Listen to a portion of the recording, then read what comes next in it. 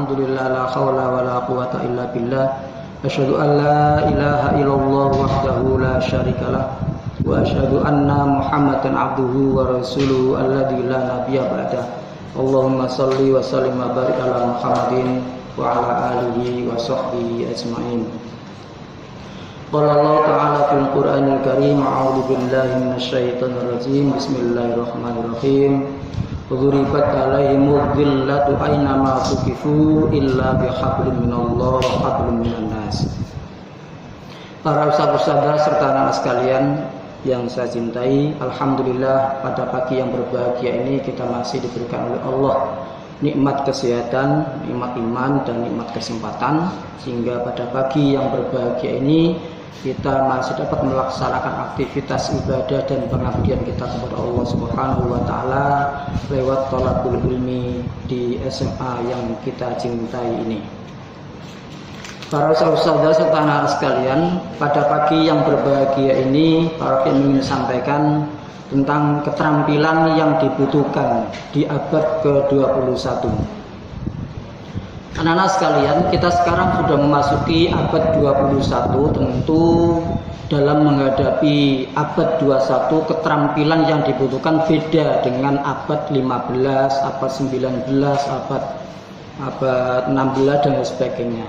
Semakin tahun semakin berkembang, semakin dibutuhkan keterampilan yang bermacam-macam.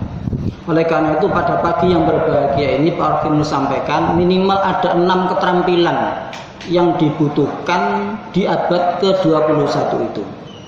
Oleh karena itu mari kita mempersiapkan diri agar kita bisa tetap survive, kita tetap bisa bertahan, kita tetap bisa mengikuti perkembangan dan bisa menjadi pioner, bahkan menjadi pelopor. Maka mari kita membekali diri kita dengan keterampilan-keterampilan yang dibutuhkan. Keterampilan pertama yang dibutuhkan adalah pemecahan masalah. Anak-anak sekalian, pemecahan masalah itu sangat penting.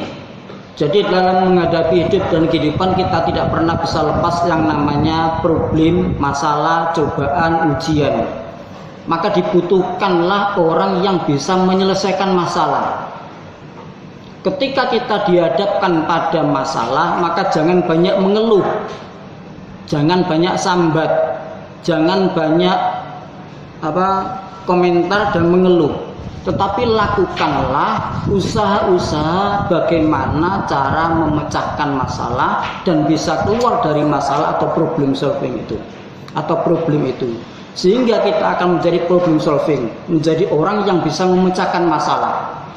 Dan anak-anak sudah dilatih mulai dari TK, mulai dari SD, SMP, SMA, dilatih oleh para ustadz-ustadzah untuk memecahkan masalah dengan berbagai macam metode dan cara. Setiap soal, setiap mata pelajaran punya problem, punya hal yang bisa diselesaikan untuk diujikan kepada anak-anak, diselesaikan masalahnya. Contoh misalnya pelajaran fisika, Ustazah April memberikan contoh lemari dengan berat 10 kilo berada di lantai. Bila kecepatan gravitasinya itu 9, maka berapa berat yang ketika sudah seperti itu. Contoh ya. Guru matematika memberikan contoh untuk dipecahkan masalahnya. Untuk mengetahui luas, panjangnya sekian, lebarnya sekian, luasnya berapa. Guru ekonomi, guru geografi, guru apapun itu memberikan contoh-contoh soal untuk dipecahkan masalahnya. Nah, disinilah dibutuhkan anak-anak ketelitian, ketekunan dan cara yang pas untuk bisa keluar dari masalah. Kadangkala masalah itu berat, terasa berat karena apa? Karena kita salah dalam mengambil sikap. Nah, anak sekalian ketika belajar di SMA ini yang dibutuhkan untuk kedepannya ini harus kita bekali diri kita masing-masing menjadi orang yang bisa memecahkan masalah. Karena memang kita ini hidup di dunia ini diuji oleh Allah Subhanahu wa taala dengan berbagai macam ujian. Dan ujian itu bisa kita selesaikan, masalah itu bisa kita selesaikan manakala kita bisa mengambil sikap yang benar. Nah, ini yang pertama, dibutuhkan sekali orang-orang yang bisa memecahkan masalah. Dibutuhkan ketelitian, dibutuhkan ketekunan, dibutuhkan keuletan dan kreativitas atau kejeniusan. Yang kedua yang dibutuhkan adalah kreativitas. Nah, kreativitas yang dibutuhkan di abad ke-21 ini kreativitas. Makanya sekarang ada namanya Menteri Ekonomi dan Kreatif, Menteri Ekonomi Kreatif, Menteri Ekonomi Pariwisata dan Kreatif, dan lain sebagainya. Maka dibutuhkan kreativitas anak-anak. Kita bisa lihatlah sekarang ini berbagai macam perekonomian ini bergerak karena kreativitas. Misalnya dari bahan tahu saja, kalau yang biasa kita kenal hanya tahu yang biasa buat makan, ibu-ibu itu biasa membuat lauk tahu, tapi kalau tahu itu hanya digoreng saja, maka akan bosan. Akan dibuat berbagai macam kreativitas tahu yang dijual. Ada tahu wali, ada tahu genjrot, ada tahu campur, ada tahu apa saja. Itu muncul apa? Karena punya kreativitas. Permen karet misalnya yang dulu sering menjadi momok, kalau sudah kemudian banyak digunakan untuk menjebak teman-temannya, dikasih di tempat duduk kemudian ditempati permen karet, dirubah orang-orang yang kreatif menjadi es permen karet, viral, omsetnya jutaan dan lain sebagainya. Bebek, jagung. Kalau jagung hanya dibakar biasa mungkin sudah biasa, tapi bagi orang-orang yang punya kreativitas bisa dikembangkan. Ada namanya jasuke. Apa jasuke? Jagung, susu, keju. Oh, kreatif. Yang dulu-dulu mungkin hanya jagung biasa direbus, yang keliling ke kampung-kampung jagung rebus dan sebagainya, bisa dirubah bermacam-macam. Menjadi ciki jagung, menjadi apa, popcorn dan lain sebagainya. Pisang yang hanya kalau digoreng seperti biasa gorengan itu mungkin ya biasa. Tetapi kalau sudah ditambahi dengan macam-macam, ada pisang keju, ada pisang coklat, ada pisang apa saja, nah, itu menjadi lebih menarik, menjadi layak jual. Kenapa? Karena kreativitas. Maka dituntutlah anak-anak di masa depan, di abad ke-21 ini, anak-anak yang punya kreatif, anak-anak yang punya kreativitas yang tinggi. Kemarin di kegiatan ujian praktek bahannya biasa, tapi karena kreativitas ada muncul namanya apa kemarin ya, macam-macam lah.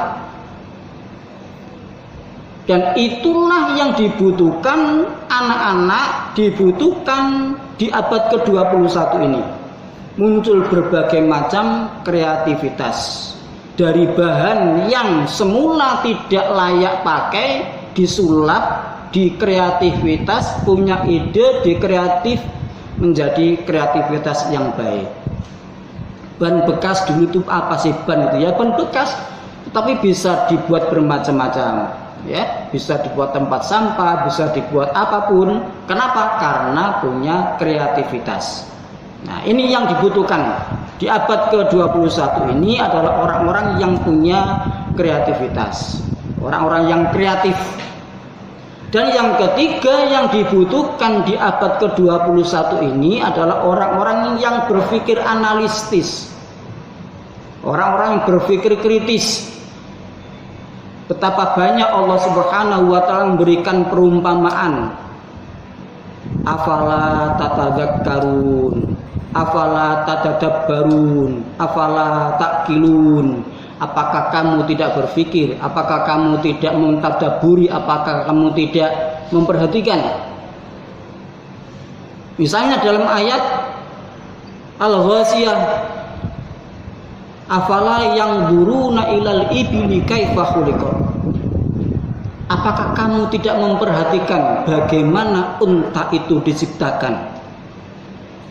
Wa ilas samai kaifa rufi'at, dan bagaimana langit-langit itu ditinggikan.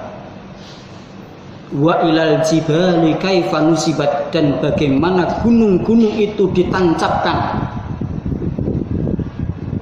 Wa ilal ardi kaifa subihat, dan bagaimana bumi itu dihamparkan. Ini semuanya membutuhkan, ini semuanya mendorong agar manusia, agar kita semuanya berpikir analitis, bisa menganalisa, bisa berpikir kritis. Guru bahasa Indonesia misalnya memberikan sebuah bacaan, teks bacaan untuk dianalisa oleh anak-anak. Di pokok pikiran di paragraf ketiga adalah dibaca, dianalisa. Pokok pikirannya apa di bahasa Indonesia di bab 3 itu? Judulnya mungkin Gunung Semeru meletus misalnya. Dianalisa. Itu dibutuhkan, kita dilatih untuk apa? Untuk senantiasa berpikir kritis, berpikir analitis. Dan itulah yang nanti anak-anak akan terbiasa. Kalau kita terbiasa berpikir kritis, berpikir analitis, maka insya Allah ke depan kita akan bisa menghadapi tantangan dan kebutuhan abad ke-21 ini. Dan yang keempat yakni berkolaborasi. Keterampilan yang dibutuhkan adalah kolaborasi. Sekarang sudah tidak zamannya Superman. Sekarang zamannya menjadi super team. Tidak lagi individu-individu yang hebat yang hanya dibutuhkan, tetapi yang dibutuhkan adalah tim yang hebat, kerjasama yang hebat. Seringkali Pak Rohim sampaikan, anak-anak, setiap anak punya HP. Di HP itu ada berapa macam? Ada yang buat video, ada yang bisa buat kamera, ada yang bisa buat dan lain sebagainya. Itu apa? Karena kolaborasi. Kolaborasi kamera, kolaborasi video, kolaborasi handphone. Belum lagi yang tersedia di situ bisa diunduh berbagai macam aplikasi. Makanya dibutuhkan kolaborasi. Anak-anak ketika ujian praktek, maka kolaborasi dan prakteknya. Tidak ada yang tidak bisa dikolaborasikan. Semuanya butuh kolaborasi. Agama kolaborasinya dengan bahasa Indonesia, kolaborasinya dengan bahasa Inggris, kolaborasinya dengan TIK, kolaborasinya apa saja misalnya. Seni budaya prakarya kolaborasinya bahasa Inggris, bahasa Jawa dalam bentuk pelaporannya. Bisa juga dengan TIK nanti pemaparannya bagaimana. Dan itu diajarkan oleh anak-anak sejak awal agar berkolaborasi. Guru-guru berkolaborasi untuk memberikan pemahaman yang utuh kepada anak-anak. Dibutuhkan kolaborasi.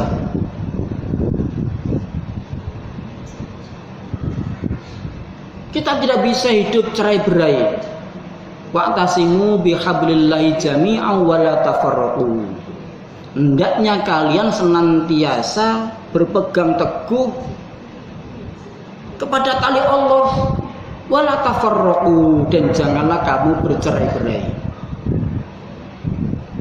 Berkolaborasi antara satu orang dengan orang lain, berkolaborasi dengan profesi satu dengan profesi yang lain, berkolaborasi mata pelajaran satu dengan mata pelajaran yang lain.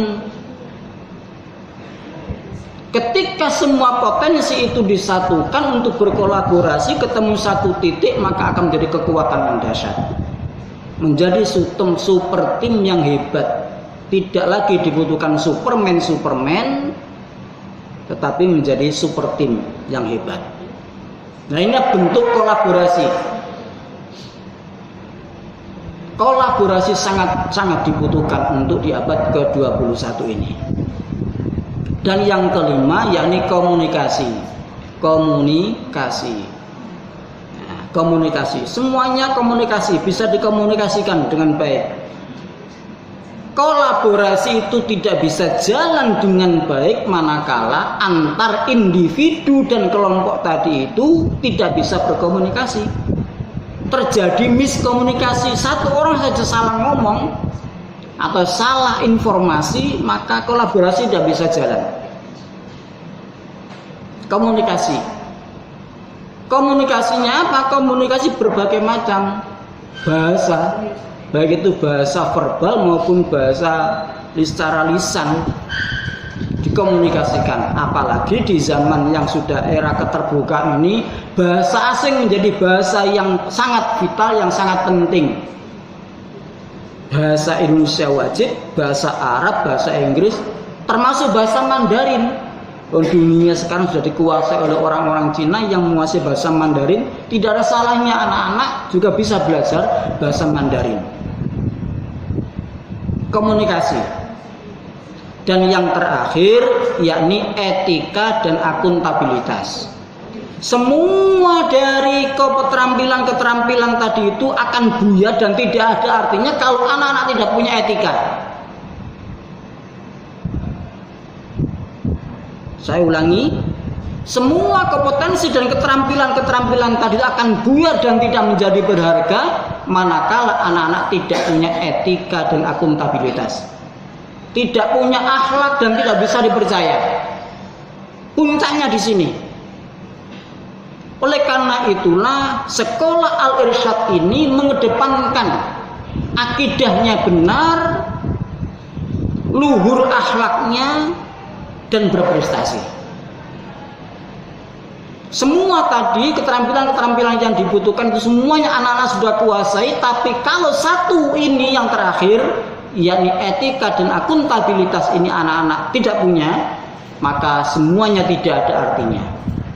Kalau anak-anak tidak punya etika, tidak punya akhlak, tidak punya moral, tidak punya karakter, dan tidak bisa dipercaya. Etika dan akuntabilitas. Anak-anak sekalian yang saya cintai, itulah minimal 6 keterampilan yang dibutuhkan di abad ke-21 ini. Oleh karena itu, mari kita untuk menyiapkan masa depan kita masing-masing dengan membekali diri dengan 6 keterampilan tersebut. Saya ulangi, yang pertama keterampilan yang dibutuhkan adalah pemecahan masalah, kemudian kreativitas, berpikir analitis kritis, kemudian berkolaborasi, yang kelima komunikasi, dan yang terakhir adalah etika, adab, karakter, dan akhlak, serta akuntabilitas. Artinya adalah akhlak dan iman. Demikian apa yang kami sampaikan, mudah-mudahan kita semuanya bisa mempersiapkan diri dengan sebaik-baiknya untuk menghadapi abad 21 itu, keterampilan ini dengan sebaik-baiknya, sehingga kita bisa menghadapi abad 21 ini menjadi orang-orang yang pemenang, menjadi orang-orang yang pelopor, menjadi survive, bisa hidup menghadapi abad ke-21 ini. Terima kasih, selamat dan sukses untuk anak-anak semuanya. Tetap belajar, tetap semangat, dan terus jaga akhlak. Terima kasih. Assalamualaikum warahmatullahi wabarakatuh.